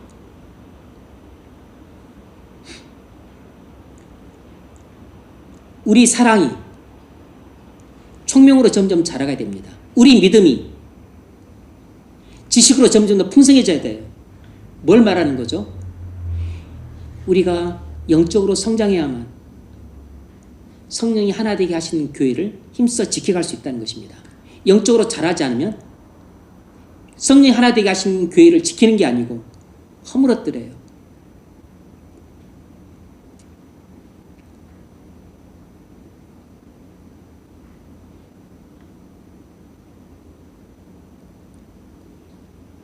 제가 누가 될까봐 자꾸 떠오르는데 사람과 관계를 끊으려고 할 때도 그렇게 제멋대로 끊으면 안 됩니다, 여러분. 그건 상대방한테 상처를 주는 정도로 끝나는 게 아니고 더 나아가서 교회의 하나됨을 깨뜨려요. 그게 큰 죄라고. 성령이 하나 되게 하셨는데 자기가 뭔데 교회의 연합을 깨뜨립니까? 예수님이 핏값을 주고 사신 교회인데 자기가 뭔데 교회를 해치냐고. 그건 자기 십자가를 지는 행위가 아니고 십자가를 짓밟는 행위입니다.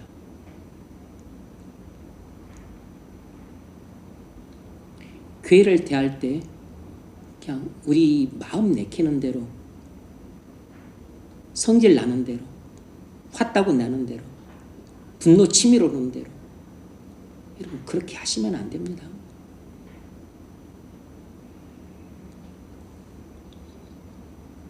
성령이 하나 되게 하신 것을 그건 교회를 파괴하는 일입니다. 예수님의 십자가의 피로 사신 교회, 그래서 하나 되게 하신 교회를, 그건 교회를 허물어뜨리는 행위이기 때문에 그리스도의 몸을 찢는 행위입니다. 그것은 자기 십자가를 지는 행위와 정반대로 십자가를 그건 짓밟는 행위라고. 그렇게 하시면 안 되는 겁니다. 왜 그렇게 하죠? 영적으로 미숙하기 때문에, 영적으로 성장하지 않은 것입니다. 사랑을, 지식으로, 사랑을 총명으로 점점 더 풍성하게 해야 되는데, 총명이 자라지 않았기 때문에 사랑이 더 메말라진 것이에요.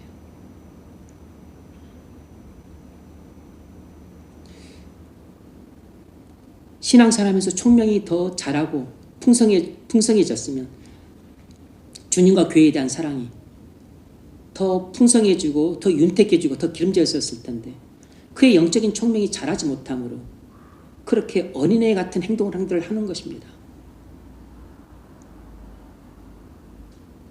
전부 누구서 침뱉기예요. 전부 자기를 욕되게 합니다. 나아가서 그리스도를 욕되게 하는 것이죠.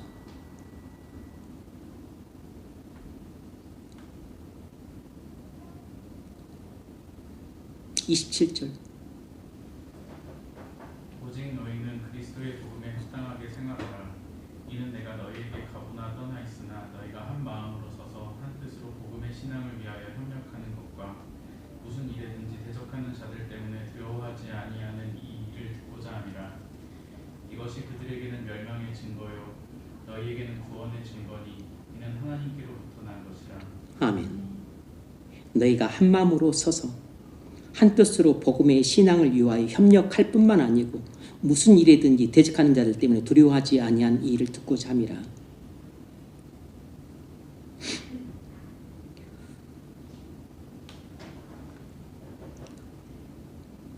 믿음을 위해서 협력을 해야 됩니다. 한 마음 한 뜻으로.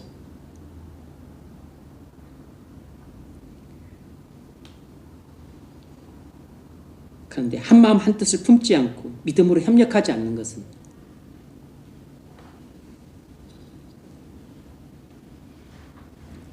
그건 사단의 시험이 든 것입니다. 한 마음 한 뜻을 품어야 되는데 한 마음 한 뜻이 아니고 다른 마음 품고 다른 뜻을 품은 것은 사단에게 시험이 든 것이라고. 그래서 그리스도께서 가장 미워하시고 그리고 싫어하시고 근심하시는 일을 그냥 거침없이 하는 것입니다. 그건 사단의 뜻을 이루는 것이에요. 근데 사단의 시험에 들어서 한 것이죠. 본인들은 사단에게 속아서 하는 일인지도 모르고 하는 것입니다. 우리가 다 그래요.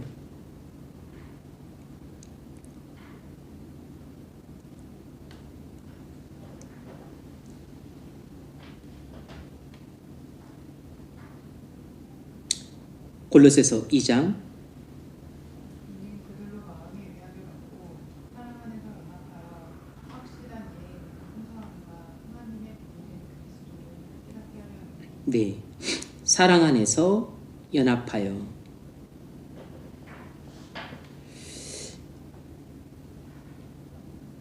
우리는 서로 다른 지체들을 사랑할 때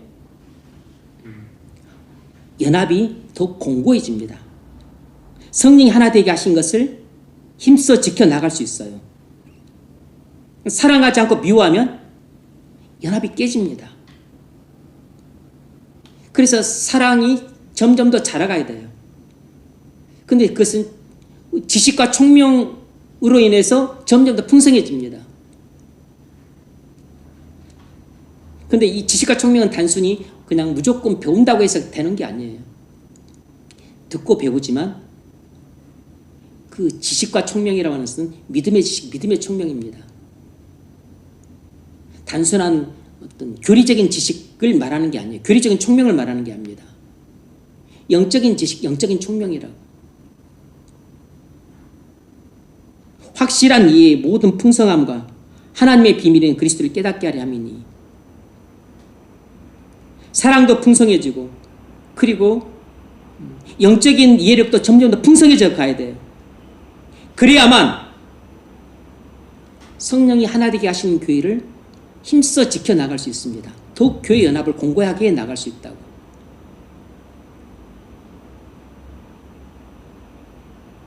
3절. 그 아들은 지혜와 지식에 든 자가 멈추어집니다.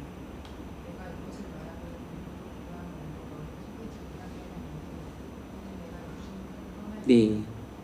아무도 교묘한 말로 너희를 속이지 못하게 하려면이 뭐죠? 사단은 교묘한 말로 우리를 속입니다. 그러면 우리가 사단의 교활한 말에 속임을 당하게 되면 어떻게 되죠? 그러면 교회의 연합이 깨지는 것입니다. 우리가 사단에게 시험 들어서 실족하게 되면 성령이 하나 되게 하신 교회, 주님이 핏값으로 사셔서 하나 되게 하신 교회를 허물어뜨리게 된다. 6절.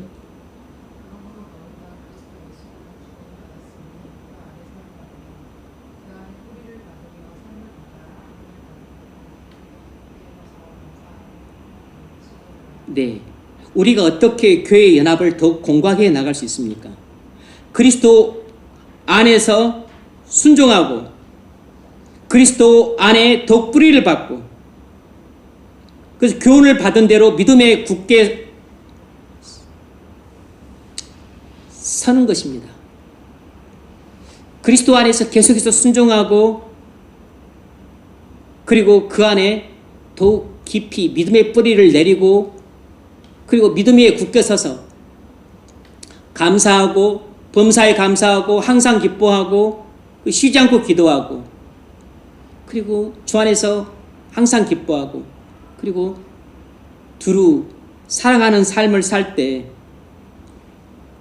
성령이 하나 되게 하신 교회를 힘써 지켜나가는 것입니다.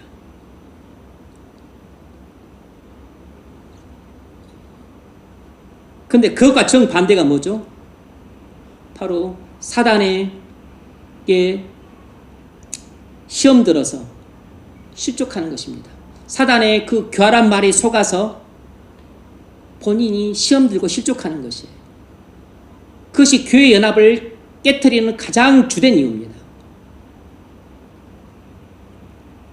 그 일이 골로새 교회에서는 어떻게 나타났냐면 8절처럼 나타났어요. 이것에.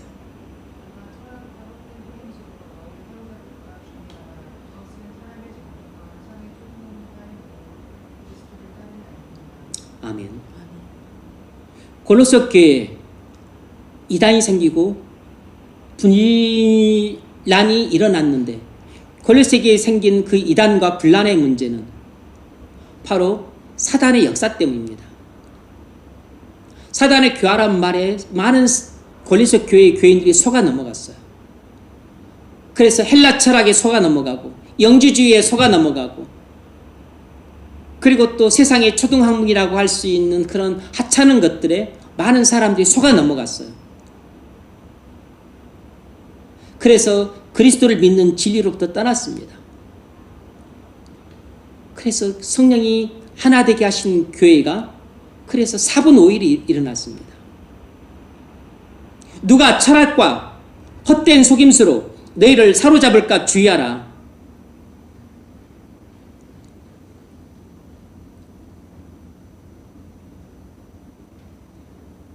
사단이 그럴듯한 거짓말로 우리를 속입니다.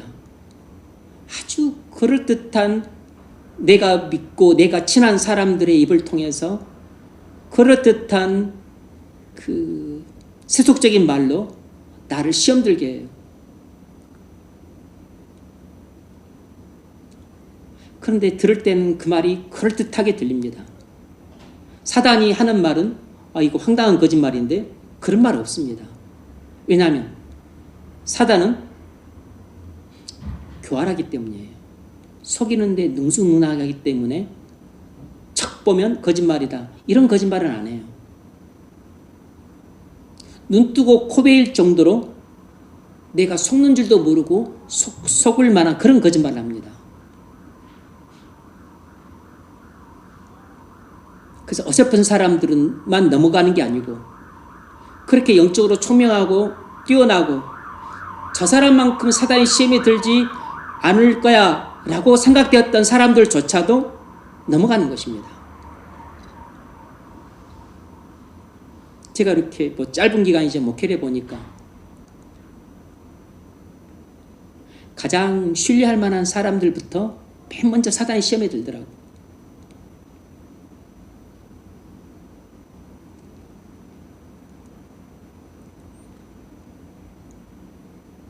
여러분이 사단의 시험에 들어서 실족하지 않았다면 그건 여러분이 나름 총명해서가 아니고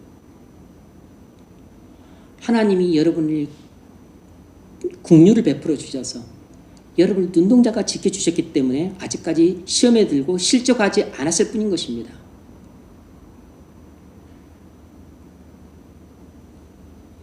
아무도 교만한 말로 너희를 속이지 못하게 해라. 사단은 교묘한 말로 우리를 속입니다. 누가 철학과 헛된 속임수로 너희를 사로잡을까 주의하라. 이것은 사람의 전통과 세상의 초등감을 따르며 그리스도를 따름이 아니니라. 사단의 말은 진리의 말씀과 너무 비슷하고 흡사하기 때문에 좀 긴가민가합니다. 근데 그것은 그리스도께서 말씀하신 진리가 아니에요.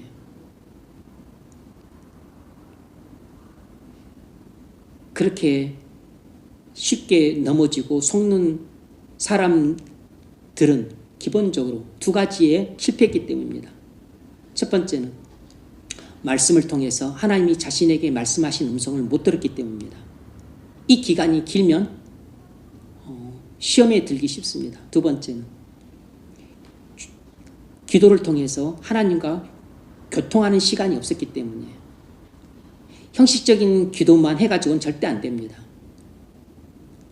하나님과 신령한 교통이 이루어져서 하나님의 음성을 듣고 자기 기도도 하나님께 상달되고 하나님도 자신에게 말씀하신 게 있어야 되는데 이것이 없었기 때문에 이것이 두 가지가 없는 사람은 사단에게 시험 들어 실족할 위험성에 항상 노출되어 있는 것이에요.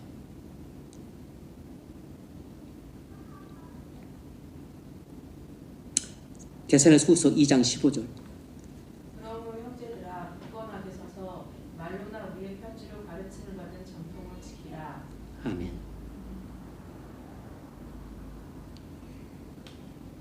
가르침을 받은 진리대로 하라는 것입니다. 여러분, 영적인 성장이 수반되지 않으면 교회의 연합을 지켜나갈 수가 없습니다. 영적으로 성장하지 않으면, 영적으로 미숙하거나 영적으로 퇴보하게 되면 교회의 연합을 깨뜨리게 돼요. 교회를 분란에 빠뜨립니다.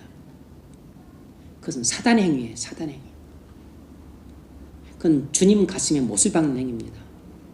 사단이 쾌재나 칭칭난에 쾌재를 부릴 행위를 하는 것이에요.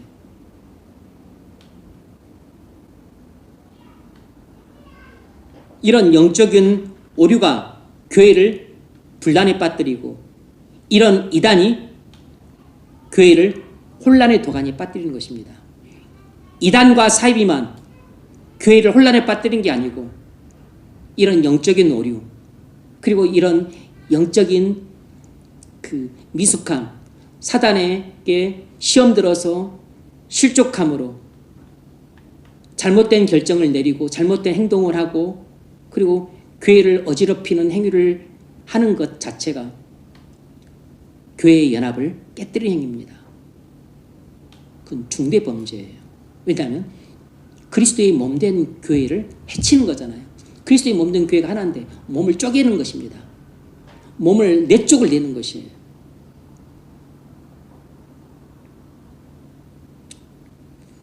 그러므로 여러분이 교회 연합을 힘써 지켜나가려면 영적으로 성숙해 가셔야 됩니다. 또 다른 말로는 사단의 교활한 거짓말에 속아 넘어가서 시험 들고 실족하지 말아야 돼요.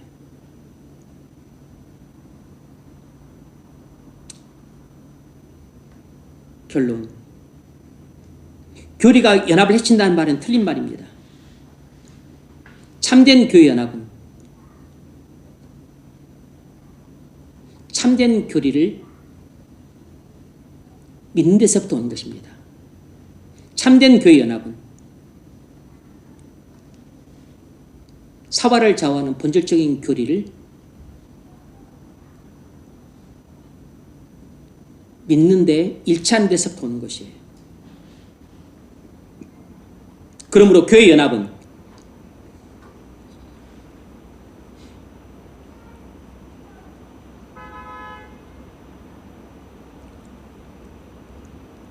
영적이고 지성적인 연합이라고 말할 수 있습니다.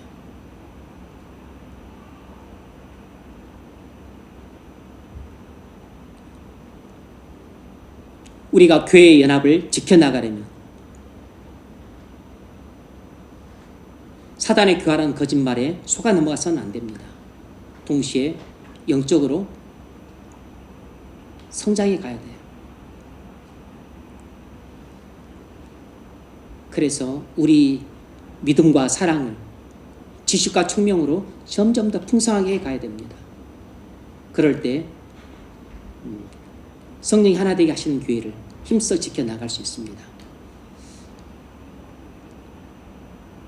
믿음과 사랑을 여러분의 영적인 지식과 총명으로 점점 더 풍성해 가게 해서 영적으로 성숙해 감으로 주님이 핏값으로 주고 사시는 교회를 힘써 지켜나갈 수 있기를 주의 이름으로 축원합니다.